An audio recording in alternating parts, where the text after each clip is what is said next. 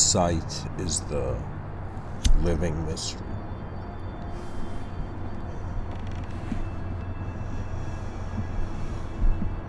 Sometimes, more than there is something to say, there is an emotion that needs to be released.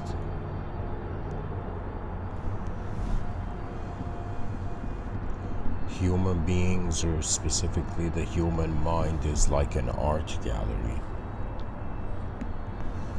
Every moment of a conscious recognition of reality is a hidden artwork. And what the mind is doing is, in some sense, it's an artist hiding in its artwork. The secrets of human intelligence. It's as if, imagine a master sculptor that sculpted reality in such an incredible way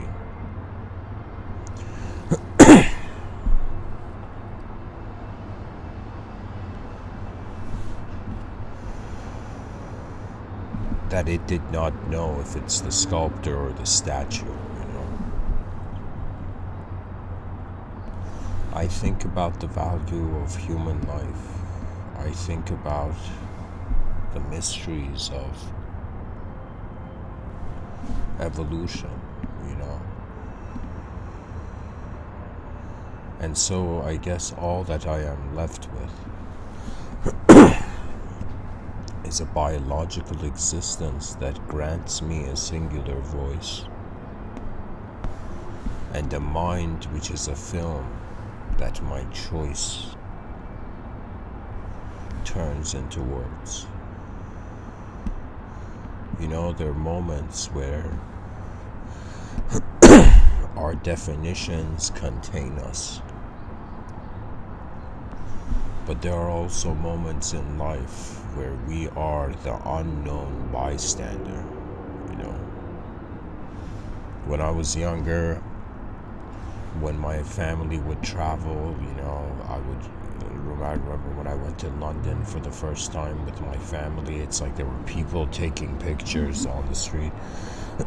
And for a moment I thought, in how many photos of tourists am I there unconsciously in the background? It's wondering about a life which from one dimension the meaning is not conveniently accessed, but it's as if it has meaning in other dimensions. Sight is the living mystery.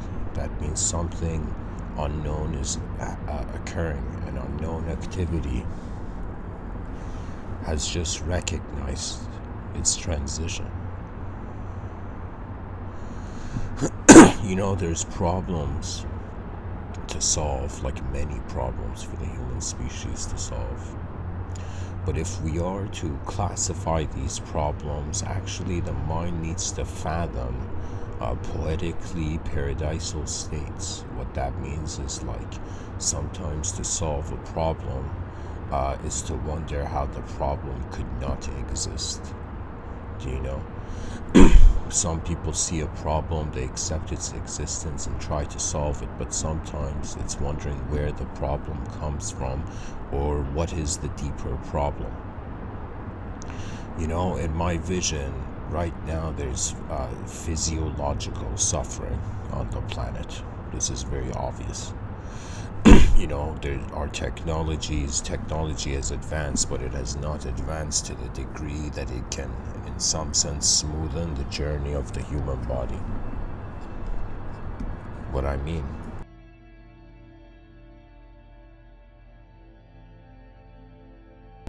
is that there are a lot of physical problems still left to solve,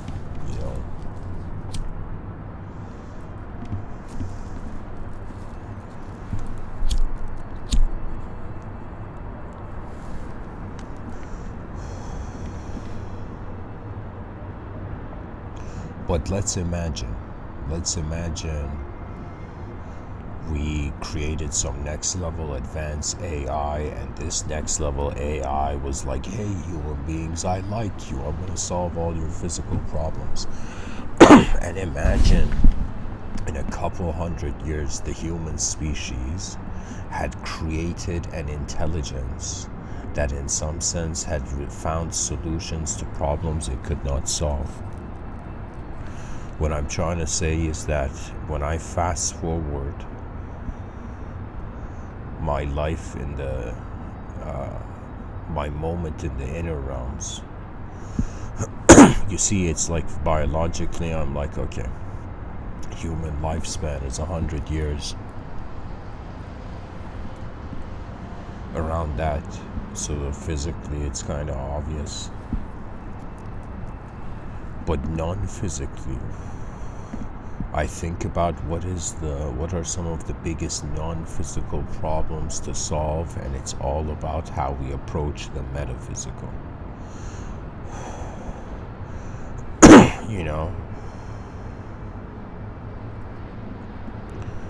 To wonder about metaphysics is to wonder why our ancestors thought there were footprints on the clouds. To wonder about metaphysics is wondering about where the world actually is. And one of the most profoundest metaphysical approaches, pretty much this was a huge realization, where we are under the impression that our physical lifetime ends when we die, But the value of physical existence is based on the psychological experiencer that moves it.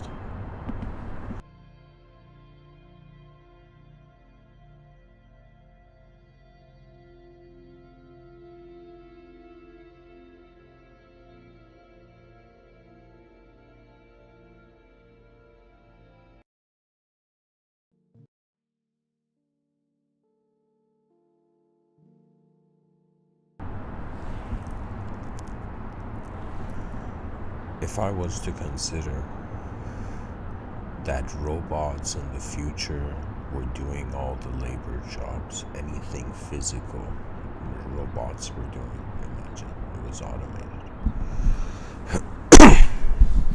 And imagine in the far future, there's even multiple artificial bodyhood. People can have more than, rather than just having one biological body, imagine they have like 4 other android bodies. What it means is like one in sphere of mind. It's like mobilizes 5 unique positions. Right now, it's kind of like we're being this space. Imagine we're being the sphere of intelligence, attention, and this sphere of intelligence is moving in one point of attention through the biology. It's actually moving 2, but for now, let's just, to make it easier, say that we're the human intelligence. It's this unknown force that, as it has stationed in the body, it journeys to other stations from there.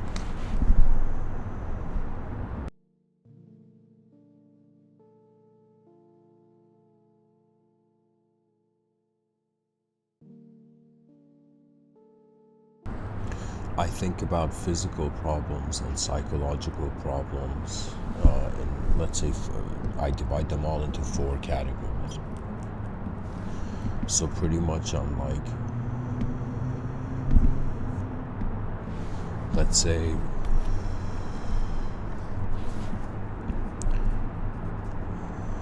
there's the individual, there's the collective,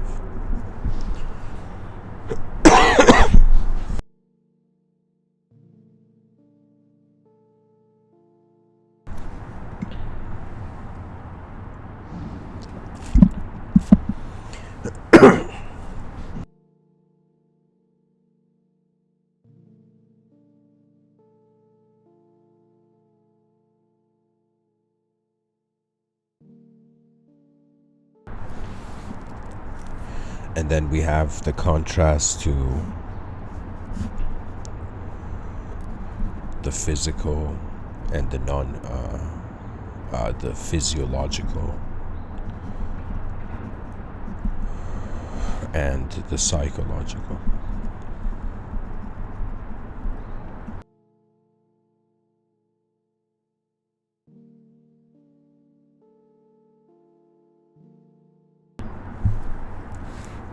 So what I'm trying to say is that if we could divide all the problems of, let's say, humanity into there are individual physical problems to solve, there are individual non-physical problems to solve, there's collective physical problems to solve, and there's collective non-physical problems to solve.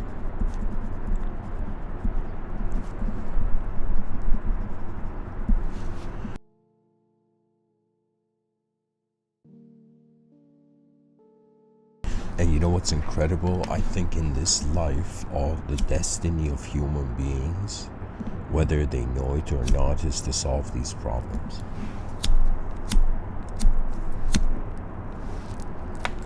Right now, I would say individual physical problems are being solved scientifically.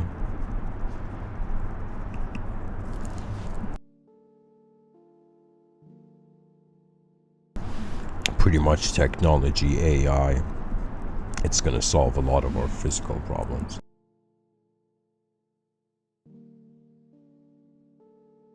So individual physical problems, it's kind of like trying to, let's say in the context of an advanced civilization,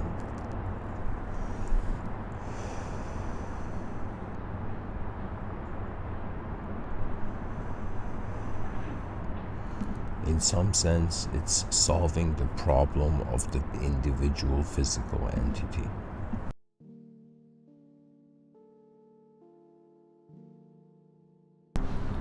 When it comes to an individual non-physical problem, it's like trying to solve the problems of the mind.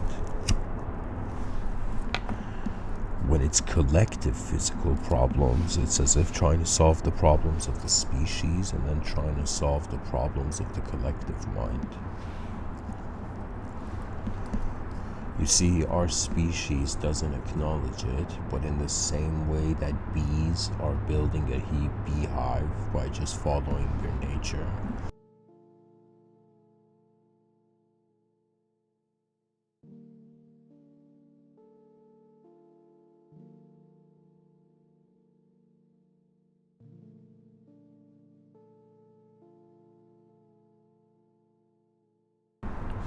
it's kind of like human intelligence. The human species is experiencing new dimensions, and we use the new dimensions to have a sort of, it's kind of like our species is building an invisible beehive. Okay, everybody that's alive right now.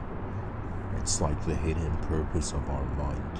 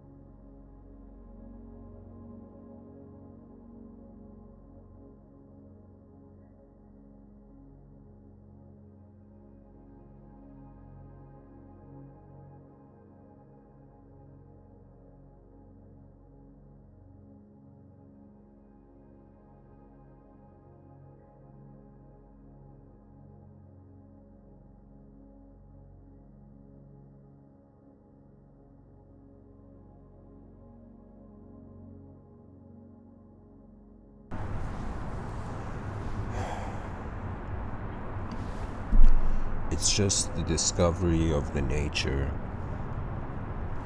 of what we call intelligence.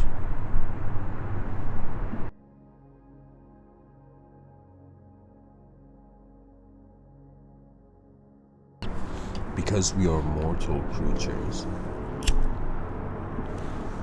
the value of our energy has a specific value, you know. It's kind of like we're candles. Every human being that's alive is like a candle lit in a dark cosmic room.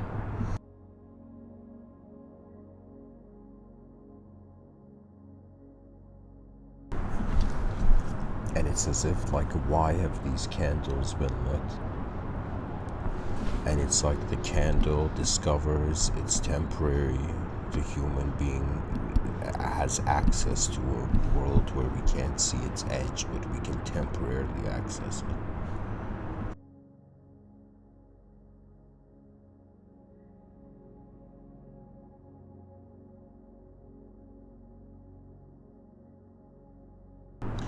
Imagine they ask someone, why are you so compassionate?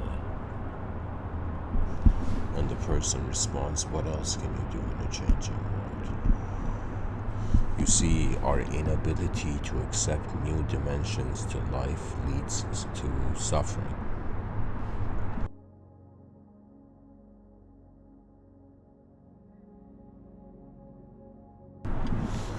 Pretty much I have this view where if we somehow solved all physiological, let's say survival-based problems,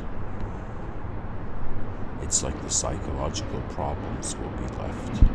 Let's say, what do we do after all human beings have enough food, clean water, shelter, access to technologies? Like, what do we do after?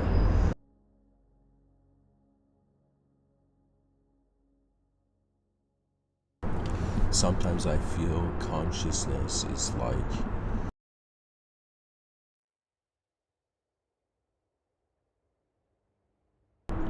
it's like the world is a problem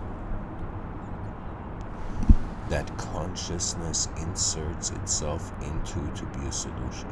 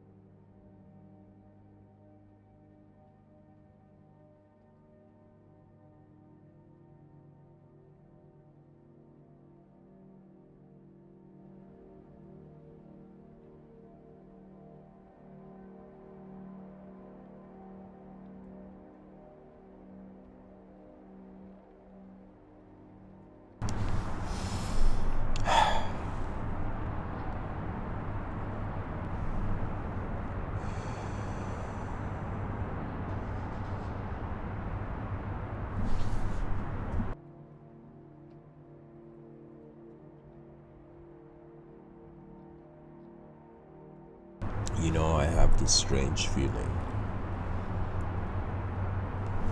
that non-physical beings will be listening to these Mr.Within talks in the future. That the hidden dimensions of the world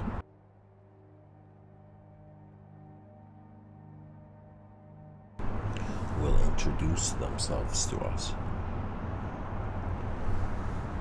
The greatest psychological problem is how should the energy that every human being is be directed. That means after there is a physiological victory. It's like the life of our mind begins once the life of our body has been acknowledged.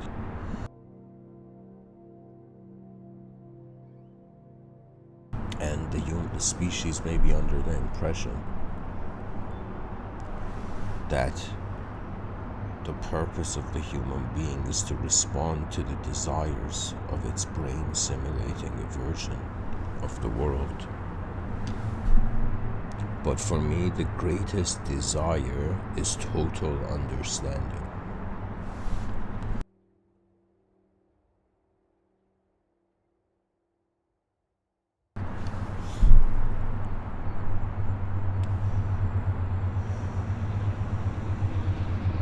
It's like imagine a good and bad person on a soccer field for the first time and throwing the ball there and saying no rules and seeing what happens.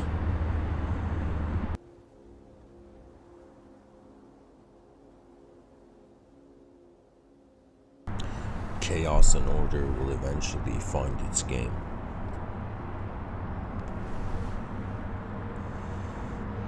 Something about nature, it seeks a point of balance.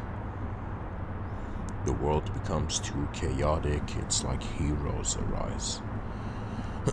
The world becomes too utopically boring, it's like villains arise.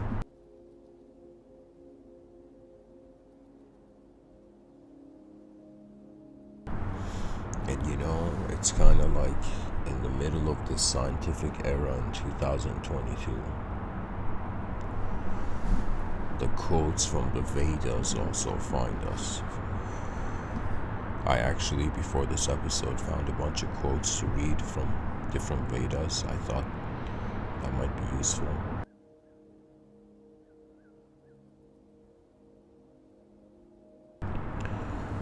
And all of it is just pretty much these Mr.Within talks of mine. It is like I'm noticing something unknown about the world and I'm like, what do I do with it? And the best thing is to they say if you see something, say something, so that applies to greater dimensions as well. Right now when I look at the physical world, I ask myself, where is the dimension of time? Where is the dimension of space? And to separate what is in front of my eyes from my brain seems to be an impossible task. But somehow we have the capability to discriminate between inner events and outer events.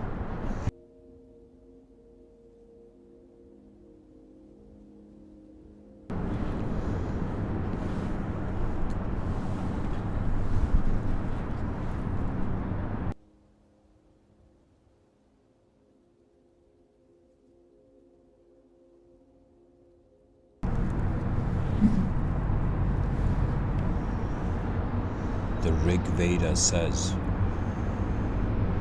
a person can achieve everything by being simple and humble.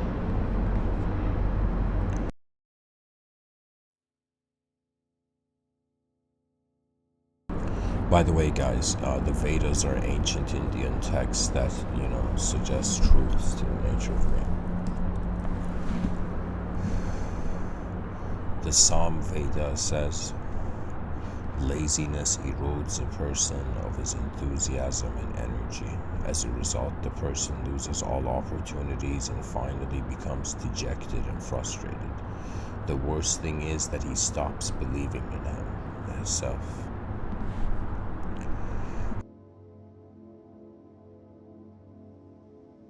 The world story we're living in as human beings right now is not one that inspires us to believe in ourselves.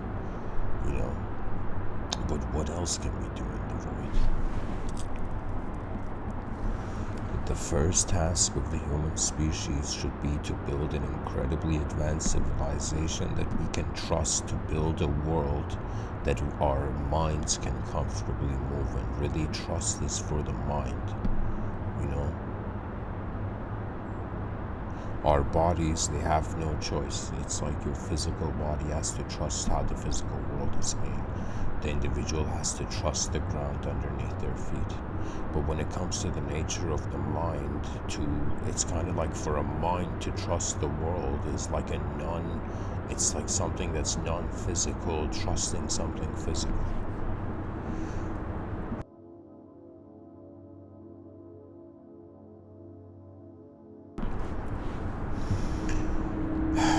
In the Rig Veda, it says, let the stronger man give to the man whose need is greater. Let him gaze upon the lengthening path of life, for riches roll like the wheels of a chariot turning from one to another. The Rig Veda says, where there is harmony between the mind, heart, and resolution, then nothing is impossible. That means we just need to get the vision of life that the mind of human beings creates. It's literally like we need to find a great mental strategy for the human species, a strategy for the minds of all human beings. We need to find a strategy for the heart of the human beings. Heart can be a suggestion to one's emotional life, and one's emotional life is how their psychology is being their dualistic psychology is being contrasted to their instantaneous nature.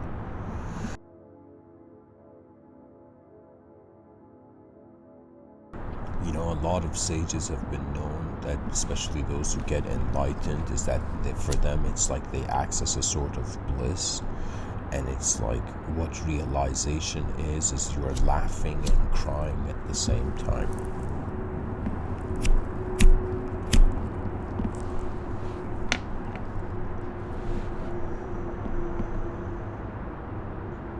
Our body is that technology is a technology that allows us to interact with physical reality, with an object-oriented objective reality. Our mind is a technology that allows us to interact with non-physical, unknown reality. Like if the mind knew what it was before it did anything, it wouldn't have to do anything. You know, the nature of mankind's truth is kind of like the carrot connected to the stick in front of the mule, right? Like there's this old idea that the mule had a carrot. Like some guy wanted this donkey to move, right? So he just connected a carrot to the stick.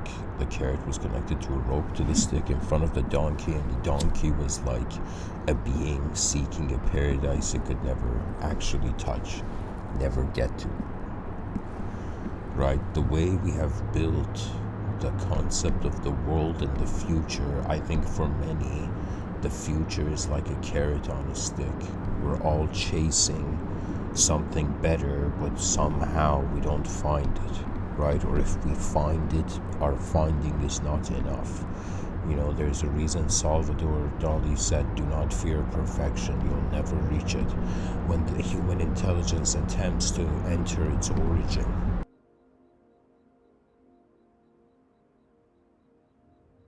it's like just like the planets align, the dimensions to the moment align. So it's kind of like the mind, heart, and resolution is another way of saying what a soul is what consciousness is the response to vision. All that consciousness is doing is observing information and interacting, animating the information.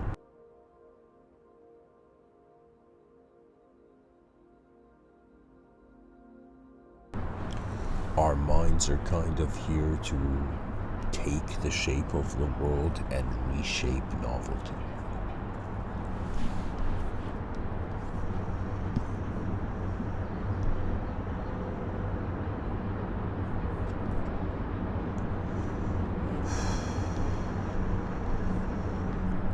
In the Atharva Veda, it says, "Do not be led by others."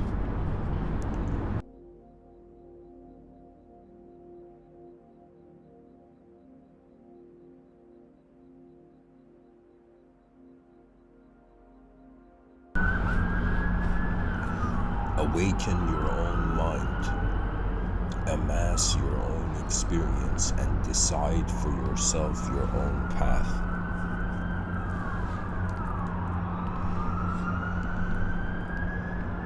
The Rig Veda says one should perform karma for the benefit of humanity with an unbiased approach, because bias gives birth to evil, which creates thousands of obstacles in our path.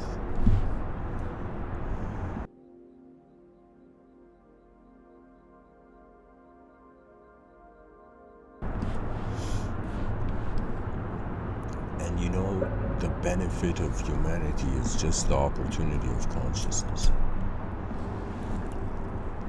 It's remarkable. We care so much for the human being, but we don't know what the human being is.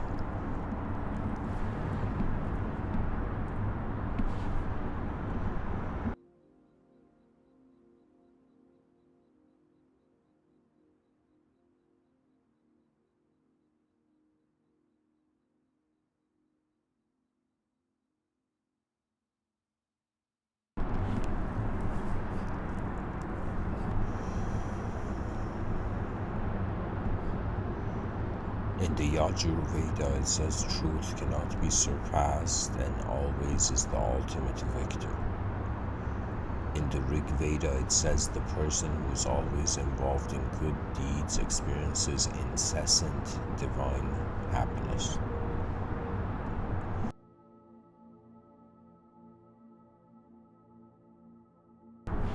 It's kind of saying, like, when you live for your species, you get to experience the karma of what the species deserves. It's like if somebody wanted to wonder about the karma of a arrogant king and the karma of, let's say, a selfless sage.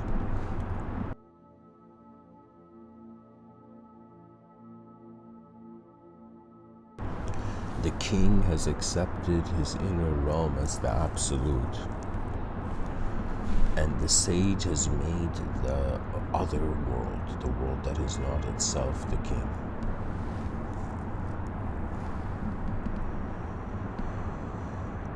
After some point, all spiritual experiences have a factor of novelty. That means it's like,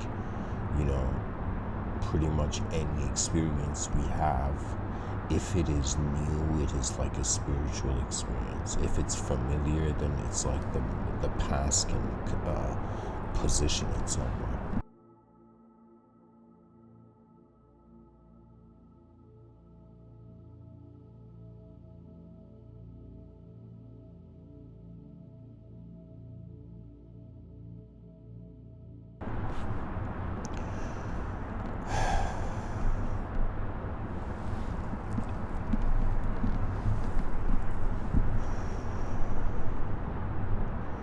The Rig Veda says even God blesses only those who are contemplative, intelligent, and the protectors of the weak.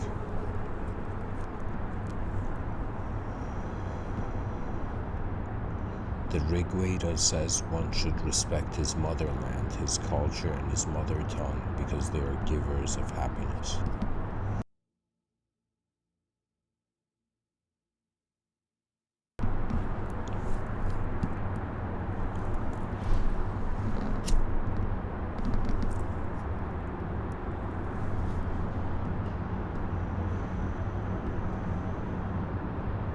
The Rig Veda says truth is one. Sages call it by various names. The Rig Veda says ego is the biggest enemy of humans. So I'll make a comment here.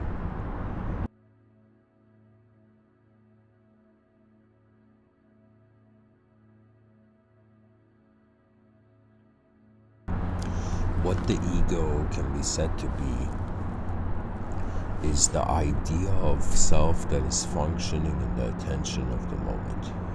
So it's another way of saying right now, me giving this talk, whoever I'm considering myself as is being the ego, which is being the point of individualism where my voice is being, associated to.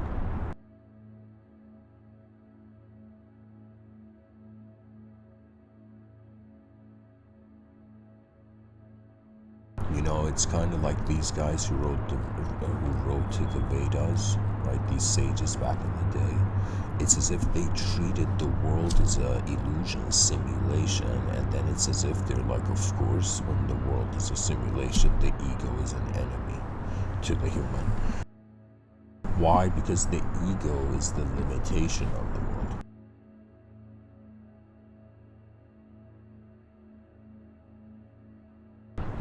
It's like we don't realize it. Existentially, we are the whole universe happening. But it's just only psychologically we can choose to see a separate poetically a separate soul to our body in the earth. So it's like actually, existentially, we are inseparable from the universal event, but experientially, we are in the universe.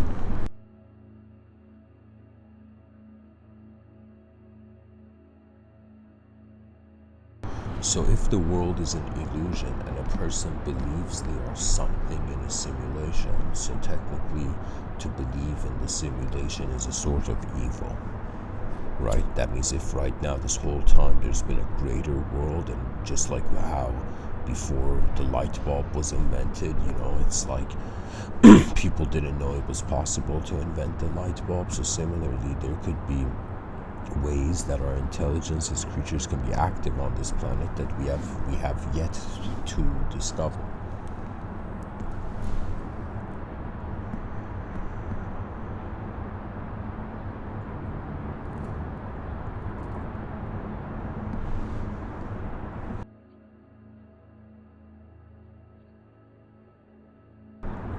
I have asked myself, what is the value of the psychology of a species? And really, it's kind of like the intelligence of our species can be used for three approaches. Either we create something new, either we maintain the past, or in some sense we destroy the present, right?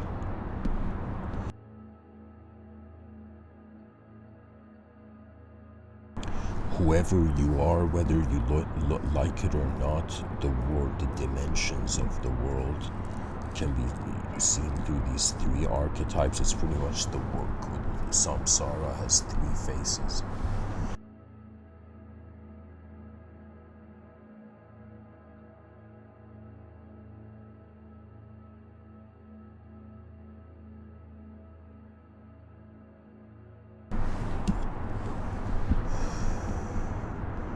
One face is, okay, let me be playful here and say okay, back in the day, for certain yogis, there were different kinds of yogis in regards to what sort of demigod they looked at. So this is something I'm pretty much sharing, I guess, an anthropological observation on ancient mystic yogis. Okay,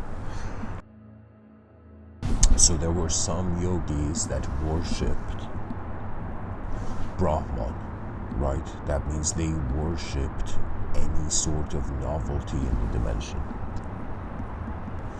There were those who worshipped Vishnu, where they worshipped that power that is capable of maintaining reality.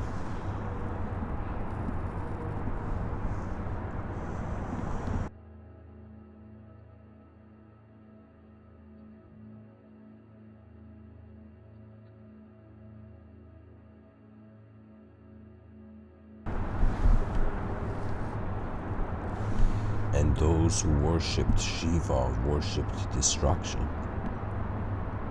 So what I'm trying to say is that, I mean, this is something like I think this was years ago, where, I suddenly felt like, poetically 20,000 years or some long time ago before this lifetime, it's as if I was I don't know how you say it properly, but a Vaishnav. I felt like I had looked through the eyes of someone who had worshipped Vishnu in another life. Okay, I had the feeling of that archetype, and then I had this feeling that if I go far back into my psychology and even go as far back inside my universal mind, what happens is one discovers acquaintances. You see, imagine not just creatures in a dimension befriending you, but imagine a dimension befriending you. Imagine the world is alive and the world is watching us, and based on whether we have lived for the world or not, it's like the world treats us, just like how a person, let's say, becomes friends with like the spirit of, let's say you were a warrior back in the day, like cavalry, and so you had befriended the spirit of your horse,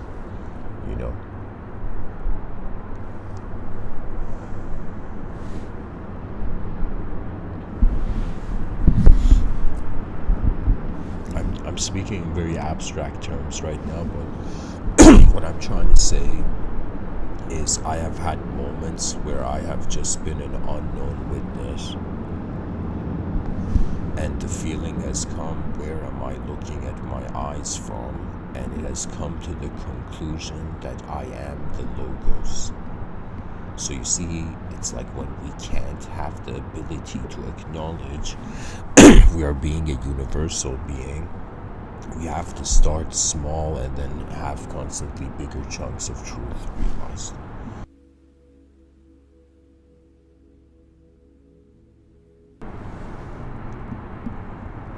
It's like this philosophical idea that if a human being had if the consciousness of the human being ranged the whole cosmos, it's like, would that be a human mind or not? Like, if we had access to all information, would we still be human or not, right?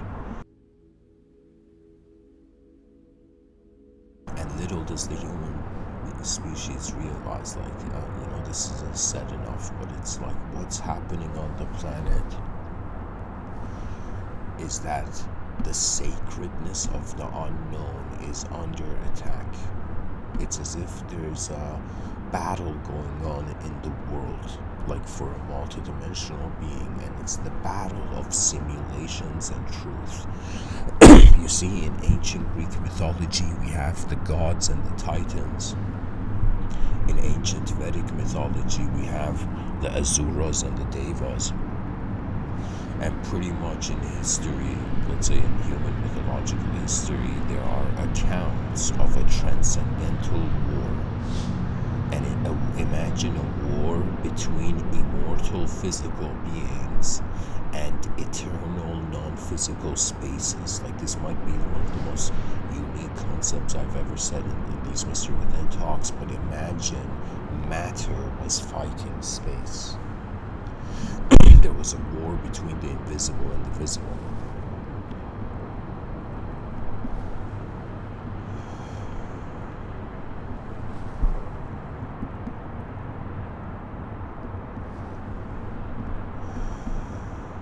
Now imagine realizing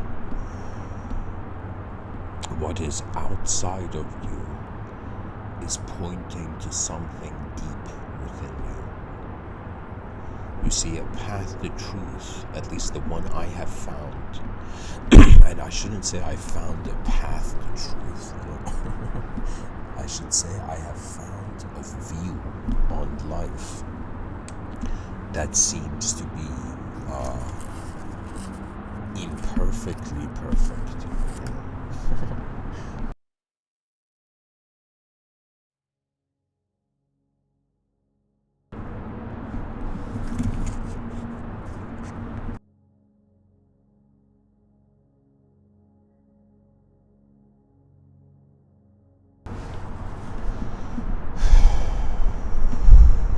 Let's ask the question, how does the human being know it's being a body? A known physical body? And the answer is, it's like instantaneously. Nobody doubts that they're an existential being, We can't doubt existence because it is right here, being it. But when it comes to the nature of our minds, we are more like viewers, audience members in a cinema, right? It's as if it's hilarious. It's like the person's like, what has been aware of the beginning of my life till now? Who is it that is remembering its memories? And so the answer becomes actually a sort of tunnel. It's very hard for me to say right now as I'm giving this talk, I'm being the idea of myself that I have right now in this moment, or that idea of myself is actually how this unknown witnessing attention has tunneled through various senses of world simulation and self-simulation. Imagine there was this being and they asked the being, how many reincarnations do you want? Right? Imagine this multidimensional being before it's incarnated on Earth, and it's like it's asked, all right, how many dimensions how many lifetimes do you want on Earth? And imagine some people were saying, I want infinite lifetimes, I want the best service. But imagine there was this being that said, I just need one lifetime. And this being, in the duration of one lifetime, got to experience infinite inner lifetimes. Right? So what I'm saying is the human mind is actually going through a cycle of creation, maintenance, and destruction. It's going through, our minds are acquainted to a faster speed of their image changing, but our body is kind of like the only reason the body feels like a vehicle is because the attention of our mind can move it.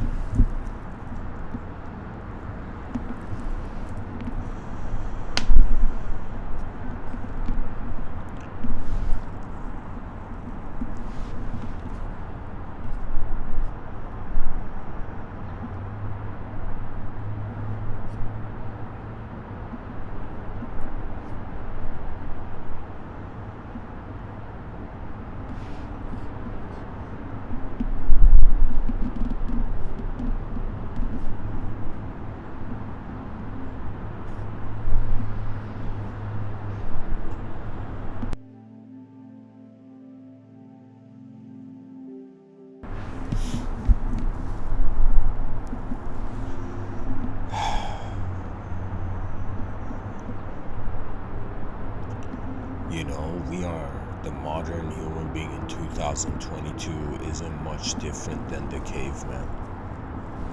Just like the caveman was meaninglessly, let's say, smashing rocks to one another. When sparks flew, meaningless dimensions became meaningful.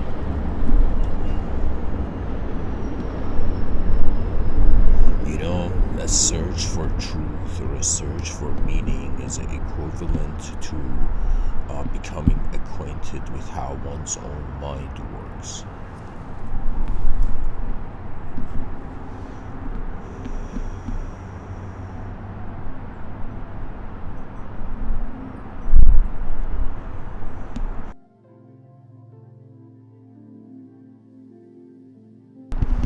I find that there's a pure state, In Mahayana Buddhism, they called it the Pure Lands. I'm someone who I would say the Pure Lands are. They're accessible. States of mind are accessible on Earth where they don't have the fear of Earth.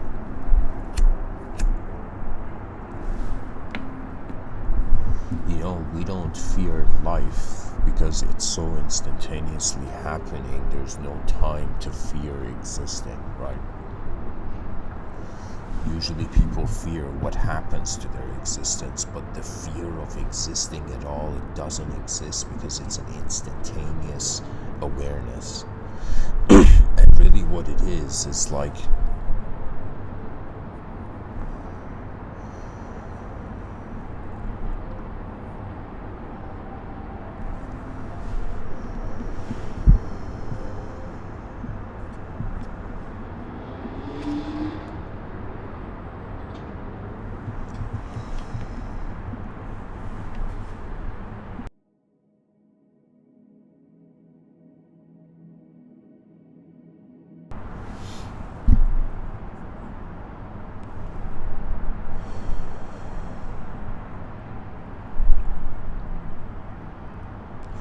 honestly, guys, I'm just wondering about the journey of energy as a shape in the void. I remember I read this, I don't know who said it, but I remember reading this sentence online, which revolutionized my mind. You know, if somebody said Mr. Within was one of the most powerful sentences you've ever heard. And the most powerful idea, one of the most powerful ideas I've ever witnessed, is the one that the best book to read is the one you're going to write. It was this, or I should say it differently. It's as if somebody can surprise themselves, they can surprise the world, right? It's that kind of idea. That it's as if what is fascinating, not just for, it's like right now, let's say I'm someone who wants to go and talk. For me, the fascination of the talk is dependent on how much the ideas fascinate me. Really, what life is like a multidimensional system of translating information into direct experience.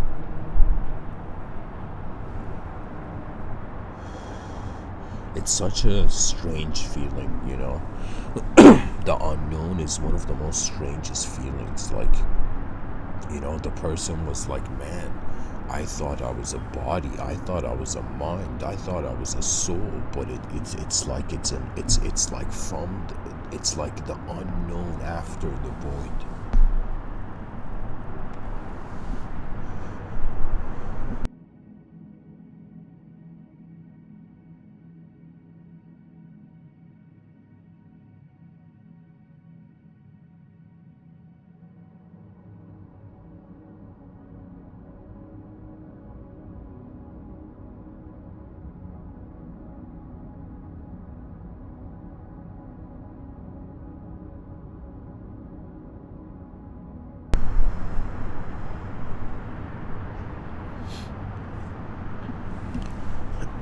I'll just keep going with more of these quotes from the Rig Vedas, you know.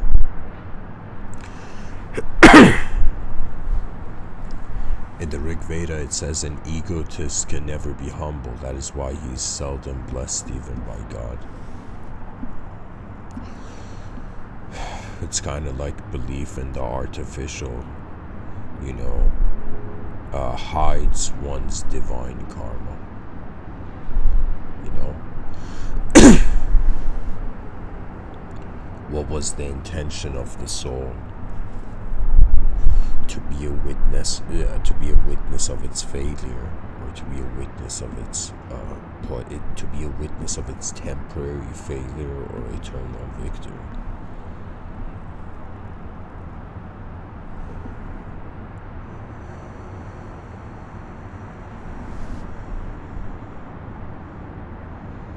The Rig Veda says intelligence is the mightiest and nothing is beyond its reach.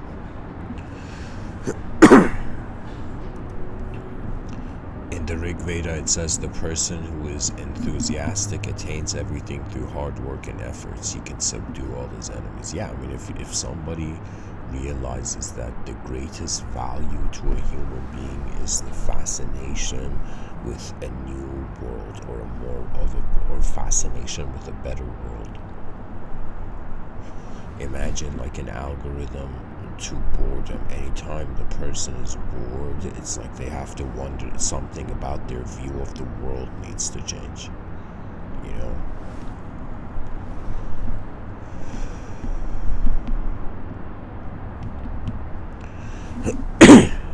In the Rig Veda, it says, in the Atharva Veda, it says one fears death because of ignorance, but when the flame of knowledge is enkindled in the mind, then the fear of death ceases to exist. You know, that's exactly what it means to experience the unknown, right? Like right now, I'm a human being that it's like certain fears are becoming limitations that are kind of shaping my reality. You know, it's like I don't act like a fearless fool, but there's moments where I wonder about, like, you know, how my mind is viewing the world, is how the information of the world is being me, right? So when I think about fear intellectually, there's unknown variables, which is another way of saying because I can't fully know what I fear or what the fear is, I cannot have an analysis on the fear, right? So it becomes this sort of situation where, let's say, for the human species, imagine a human being sees the possibility of extinction and it has a fear of the unknown, and suddenly they realize, but they don't know what else can happen, you know.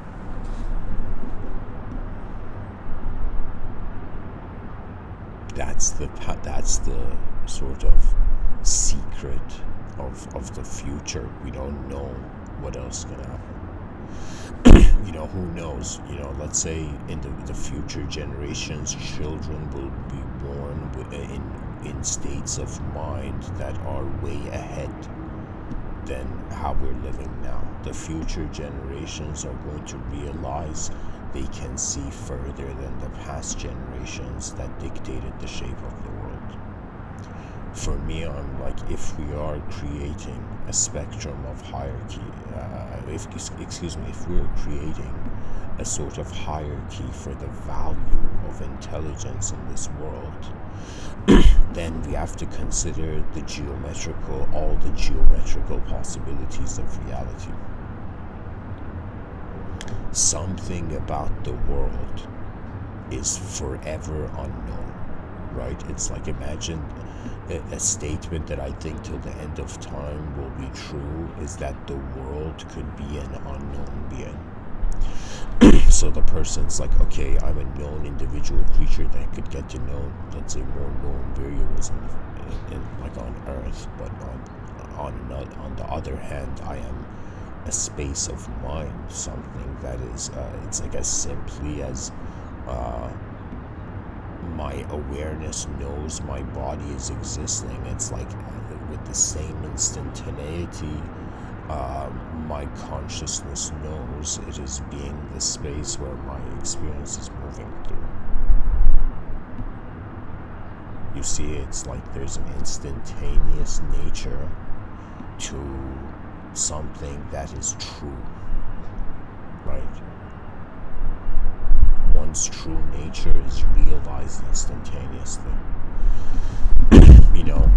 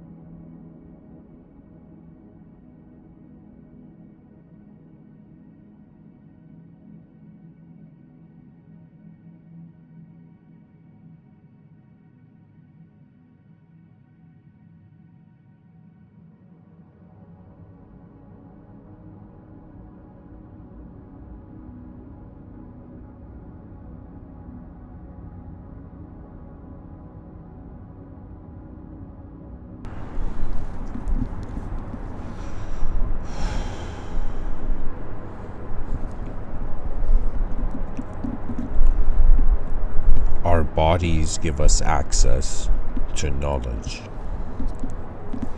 Our minds give us access to poetically unknowledge, the unknown. Now, the unknown, the nature of the human mind is that any conditional reality it successfully survives in, it also wants to advance beyond. You know, there's something, you know, very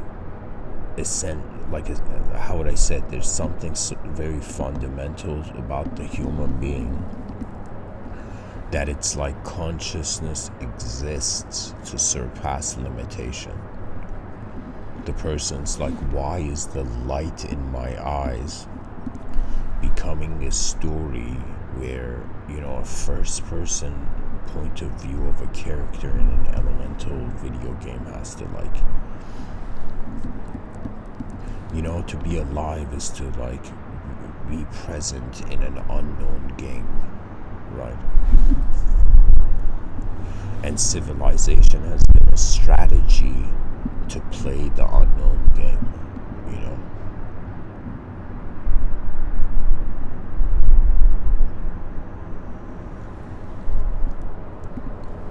You know, sometimes I wonder what is the greatest gift. I don't have children, but I was thinking, like, what would be the greatest gift I can give, like, my greatest grandchildren? Imagine grandchild to the power of infinity.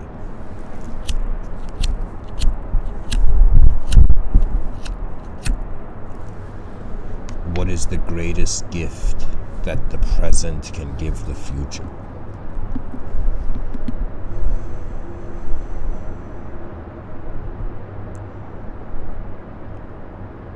The idea of the advanced civilization is another way of saying the biggest gift possible.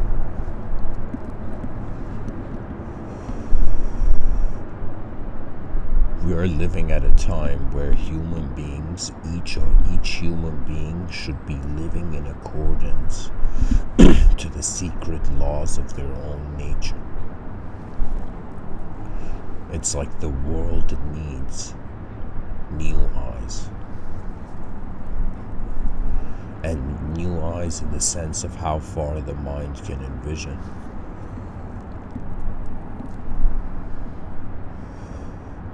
You know, right now I'm looking at this bench on my balcony and the sun is hitting it and I'm seeing the shadow of the bench.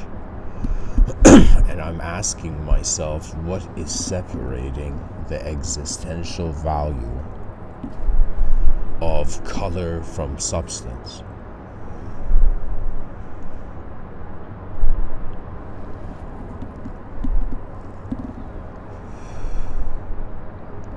Human consciousness is like how three-dimensional space is trusted.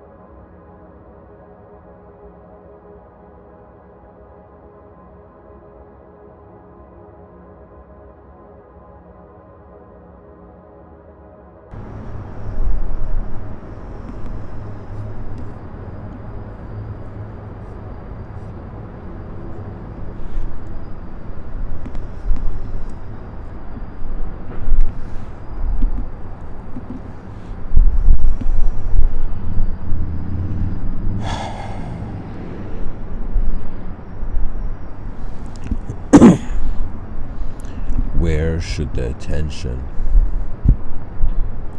of 8 billion unknown moments of intelligence appearing as a 4.5 billion billion years in the making of a evolutionary species? It's like, you know, when I look at life as from the value of my body, it's as if we are so like we're not advanced physical creatures. But when I look at our mind, it's as if we are advanced psychological creatures.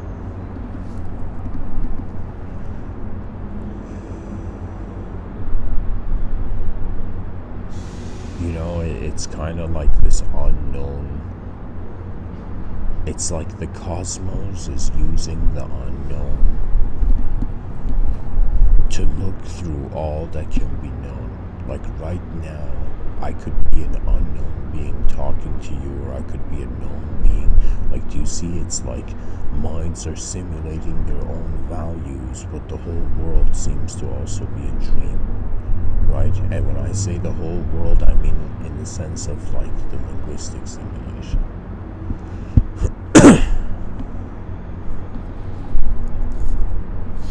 You know, we're living at such a hilarious time. There's the Zen story of these 3 monks, and these 3 monks are meditating silently in the monastery. And one of the monks, and they're all sitting there silently trying to emulate, let's say, the great Zen masters, right? And one of the monks turns to the other two monks in the monastery and says, I have realized that I am emptiness, that there is no one here behind my eyes, that I am nothing, that there is no I. And there's a silence, let's say the first monk says this, and the two other monks are just sitting there silently closing their eyes, but they've heard what the first monk has said. Now, after some time, the second monk says, I too have also realized, emptiness. I have realized the absence of the meaning of the values of one moment of time for another, And so I have understood that what is experiencing change is not defined by the change, it's empty. And the second monk says, I too have realized everything is nothing, that I am nothing. And, there's a silence, long silence, and after a while the third monk has to say something. And the third monk says, I too have realized I am nothing. I have realized that the world is opened by my eyes being open to it. The world is an inner permissions of sight that seems to be non-local. A non-local observer of a local reality, it's as if I too have realized consciousness is that which is aware of nothing. And so the third monk says, I am nothing, right? And then suddenly the first monk is like, I don't know what you guys are talking about, but I realized I'm nothing first. It's like, don't copy my answer, And so these three monks argue about which one of them is actually has realized that they're nothing,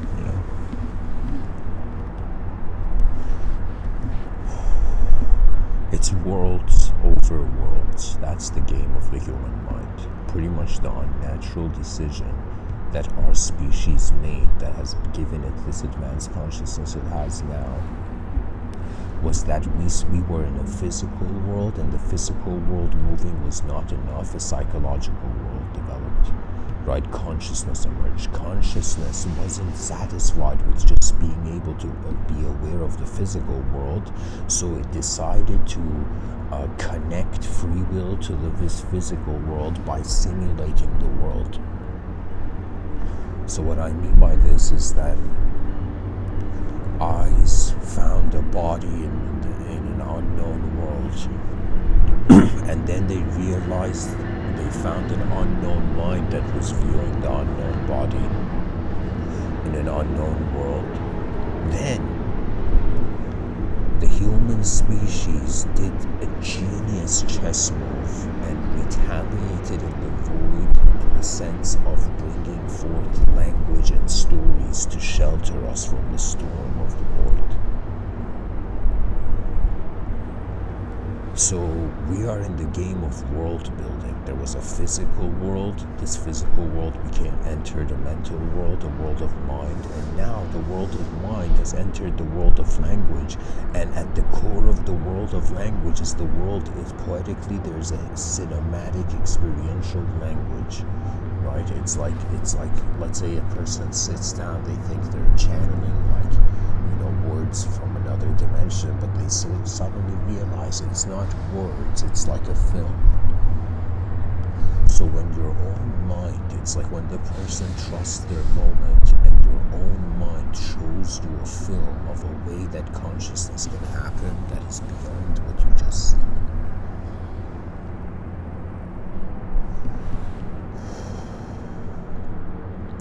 The person saw a body, they honored their physical existence. They saw a mind, they honored their inner experience of the outer existence. And eventually we reach a point where I would say this is like the evolution of honor, where we are honoring the inconceivable.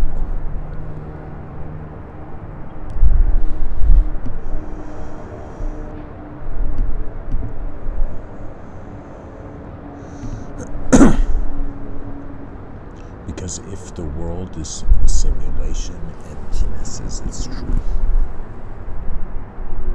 Usually emptiness is the destiny of the artificial, right? This is any human being on the planet that does, let's say, anything dishonest, they're led to emptiness. Pretty much inefficiency leads to emptiness, and efficiency leads to a sort of the full and infinite fullness. Imagine a sort of infinite ability unlocked, just like, for the Xbox, there's like Xbox achievement unlocked. So imagine for the human species, it was like advanced state of mind unlocked. And the eyes in the void had an ability to start from the top poetically, as the Zen masters say, to climb the mountain. The best way to climb a mountain is to start at the top. The greatest way to advance human consciousness is to consider its most advanced state. I feel anybody who wonders about the most advanced state of intelligence will very quickly reach, poetically, the fruits of the mystical life. Because it's all about the choice that consciousness makes. If I think I am my body, it's as if I have been, like, the body has more experiences and memories of just movement than emotion, right?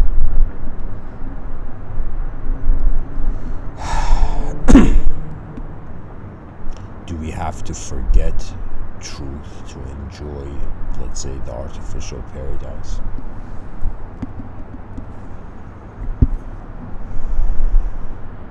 Or should we just realize that every person's mind is like the most sacred space where something is happening as intelligence? Intelligence is not just its recognition. For me, there's like the educational system gives a grade, measures people's intelligence. For me, I see the intelligence of all human beings being like a sort of, unsettled Rubik's Cube, right? And if the person can solve the Rubik's Cube that is their mind, some sort of intelligence arises. Right, but their intelligence arises only in accordance to a need for it, right? It's kind of like saying the energy for these lectures is arising because of the vision that's set for them. It's like I'm seeing something. And I don't know, it's like trying to open the door of another world,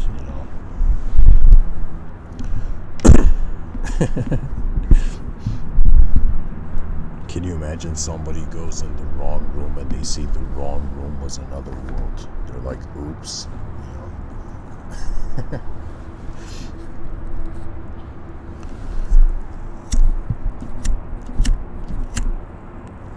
Just due to this idea that we have multiple ways of looking at life renders life as a multidimensional activity.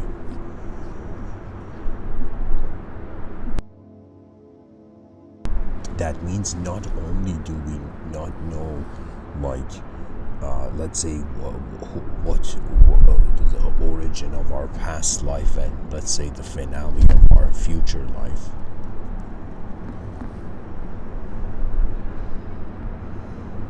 There are parallel dimensions to the moment.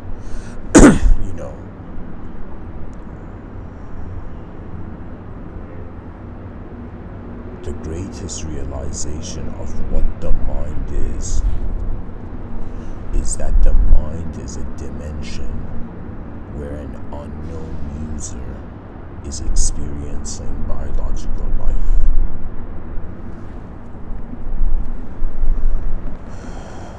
We are the awareness of sight, sight being the living mystery. It's as if the person is like, man, where can I find divinity? Like, imagine somebody Googling, like, how can I find divinity?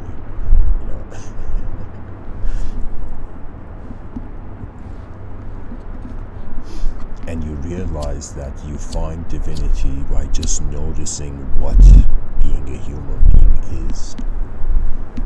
What does it mean to be a creature in the world? What does it mean to have a mind that sees infinite probabilities to reality? For me, I think as steps are made towards an advanced civilization, something incredible is going to happen. So imagine like a generation will come where all the parents of that generation, of the children of that generation, let's say, are living as advanced beings for an advanced civilization. So children, what do? They try to copy what is the future. Children are actually on some level trying to solve the problems of the future internally, instantly, because the nature of the playfulness of the child is that because we trust the world, we are still giving ourselves a permission to truly look at the world.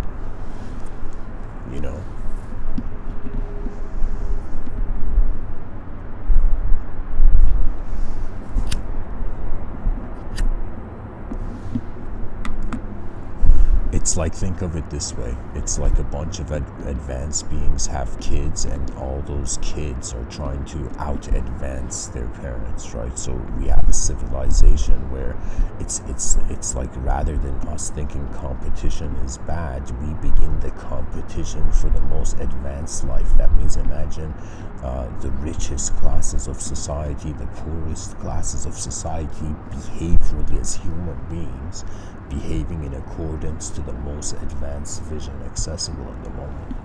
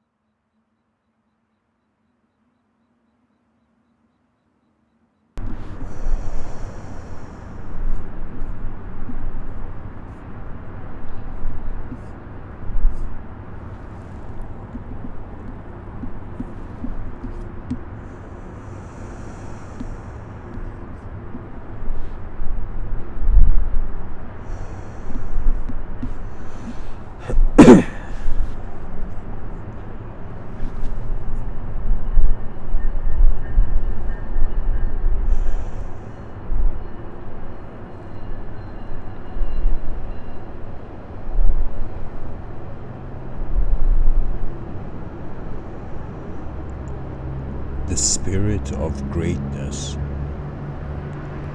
moves for the unworthy in a way where they must follow it. You see, I don't know how to say it, but it's like, if we stop thinking as the mind is some mechanical instrument, and we just had this sense that the mind had a life of its own, it's kind of like Tony Stark was smart enough to place a conscious agent in the Iron Man suit known as Jarvis.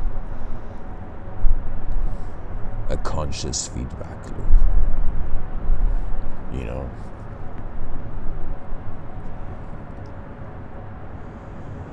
People don't realize how metaphysically deep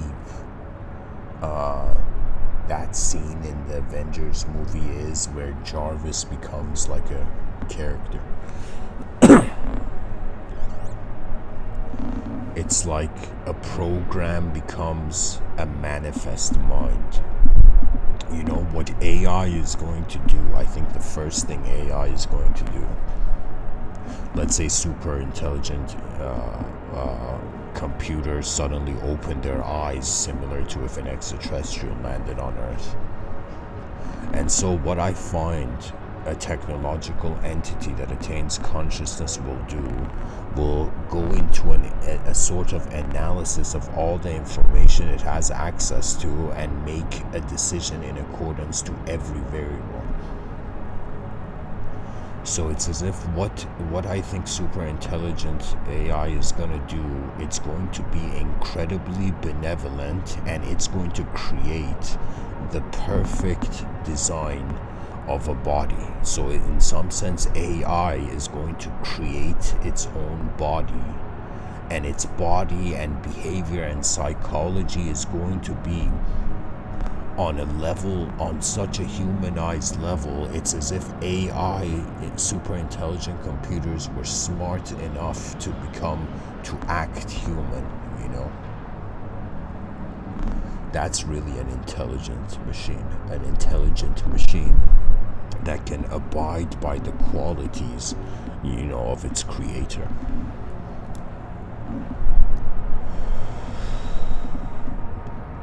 It's all for the vision of mankind. You know, we are the ink on the page of time, moving on the paper of time.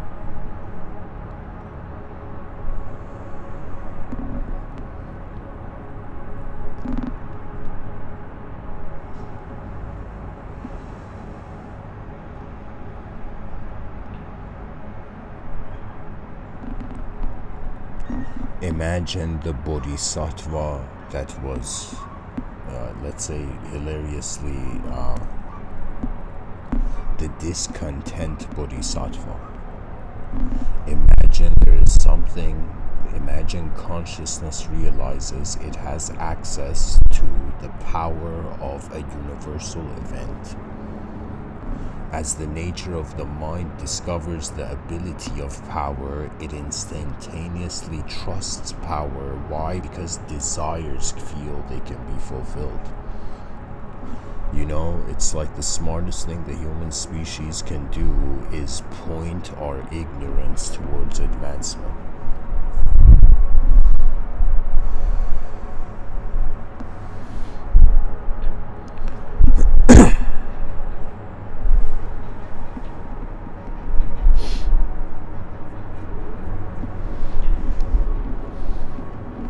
These top podcasts feel like I'm a mortal being trying to sing an eternal song. Ultimately, you know, nature decides. You know, the person, the microcosmic entity realized the macrocosmic being and was like, oh my God, who am I just deciding? It's like nature has a mind of its own. The universe is alive in ways that are poetically primordial to shape. That means who were you before anything could be accepted, before any information could be made absolute. We are like what the human species is a mysterious wind. It's like a hidden army of another. It's like an army from another dimension invading. I shouldn't say invading, but it's as if there's a conquer quality to the human being, to the human entity. But just by the nature of being temporary creatures, being conscious of our mortality. It's another way of saying before the ending comes, what great performance will meet the living world, the observable realm.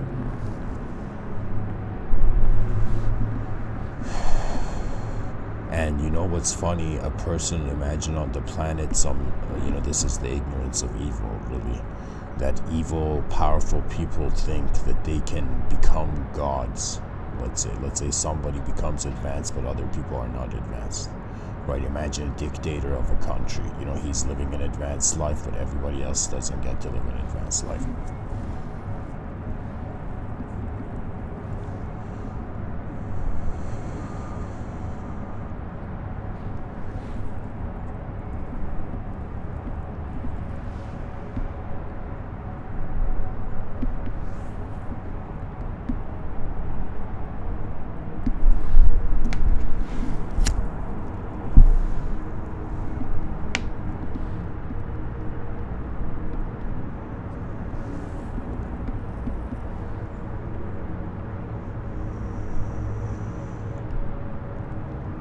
It's another way of saying if a person is victorious but the world is defeated, that person's victory means nothing.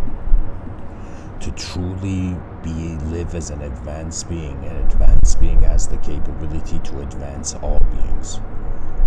You see, what the spirit of advancement is the greatest counterattack of consciousness to the void. You know, it's like really what the idea of the advanced civilization is shall the species attempt the greatest. So imagine somebody, let's say you're someone, you believed in Buddhism, yogic views, and imagine like Buddha, you suddenly attained a moment where you remembered all your past lives and you remembered all the possible fathomable realities that the shape of the mind could in some sense spectrumize.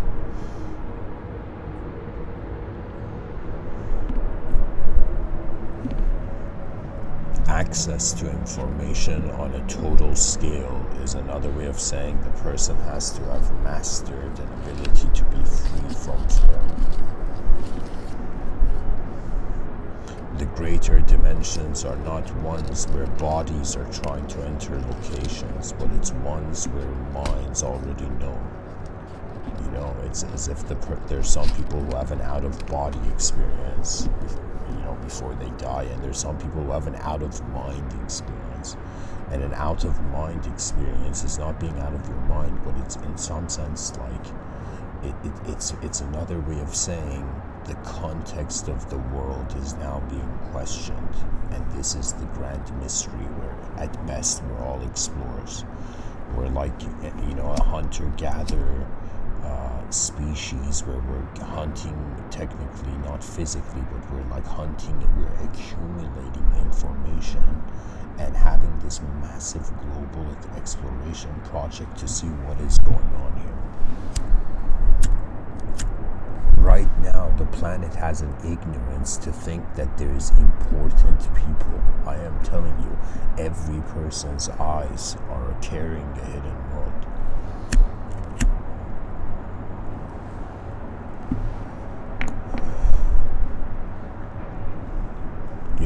It's if you know that there is a world behind your eyes, then in some sense one has to acknowledge, like, to be an honest being means to be true to all that you're seeing. But if sight is not just on an objective level,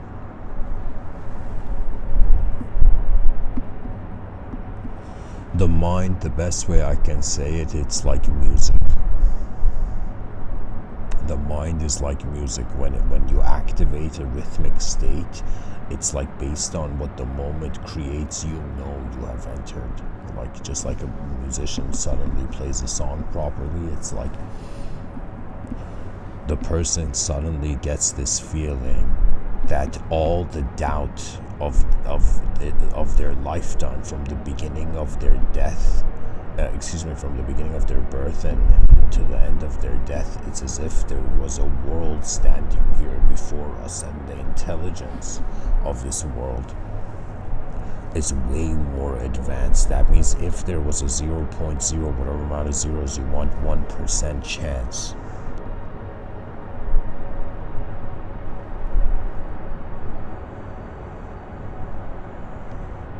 that some sort of immortal field of intelligence is still alive. It's another way of saying our ancestors left their bodies, but where else could their worldly minds go?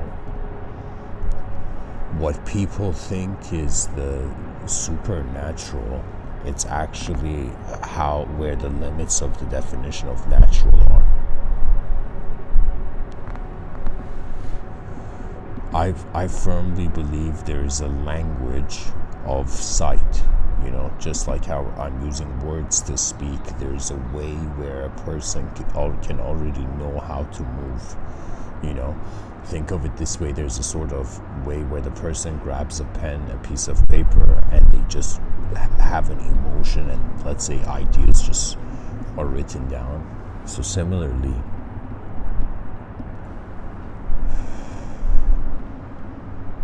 it's kind of like an ego trying to attain mastery by training its own ability to acknowledge its own one's truest dimensions. Because what else can we do? It's like if the world was a simulation, to be alive in a simulation. It's like the purpose of that life is truth. And truth, if it's unchanging, then no act of change can explain it. You see, it's as if like we're a two-dimensional being, or let's say it this way, we're a three-dimensional being that is thinking it's a two-dimensional being and suddenly realizes, no, I'm a three-dimensional being. It's like we thought we were a limited known being, and we're discovering, like, wait a minute, what if we're an unknown limitless being? That means who draws the lines of the horizons of your potential? Discover the nature of your eyes, for sight is literally what the soul is embodying.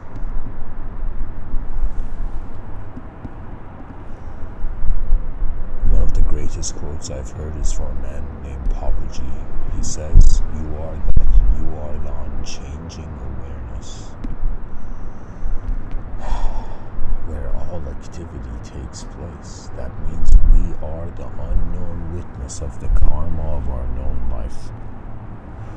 And what mysticism means is to discover the original earth. The original earth is another way of saying what is truth before we sculpted it. Anyways, guys, thanks for listening. I hope this episode was helpful. Much blessings and namaste.